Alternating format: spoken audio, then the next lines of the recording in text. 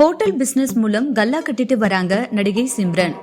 இவங்க சினிமால உச்சத்துல இருக்கும் போதே தன்னுடைய சிறு வயது ஃப்ரெண்டான தீபக் என்பவரை மேரேஜ் பண்ணிக்கிட்டு மும்பைல செட்டில் ஆயிட்டாங்க. பிறகு திரும்பவும் படத்துல நடிக்க ஆரம்பித்த அவங்களுக்கு பெரிய அளவுல வாய்ப்புகள் கிடைக்கல. வாரணம் ஆயிரம் படத்துக்கு அப்புறமா நடிப்புல இருந்து விலகி இருந்தாங்க. அதுக்கப்புறமா சூப்பர் ஸ்டார் ரஜினிகாந்தின் பேட்ட படத்துல மாஸ் என்ட்ரி கொடுத்தாங்க. தொடர்ந்து மகான், ராக்கெட்ரி, தி நம்பி விளைவு ஆகிய படங்கள் அவங்களுக்கு கை கொடுத்தது. இந்த நிலையில சிம்ரன் இப்போ ஹோட்டல் பிசினஸ்ல தீவிரமா இறங்கி இருக்காங்க. சென்னையில உள்ள கடற்கரை சாலையில குட்கா பை சிம்ரன் என்ற பெயர்ல ஒரு ஸ்டார் ஹோட்டலை நடத்திட்டு வராங்க. இங்கு அனைத்து வகை சாப்பாடுகளும் விற்கப்படுது. சைவம் ஒரு பிளேட் 1000 ரூபாய், அசைவம் ஒரு பிளேட் 1500 விற்கப்படுது. ரேட் கொஞ்சம் காஸ்ட்லியா இருந்தாலும் கடற்கரை சாலையில இந்த ஹோட்டல் இருப்பதால நல்லாவே கல்லா கட்டிட்டு வருவதா சொல்லப்படுது.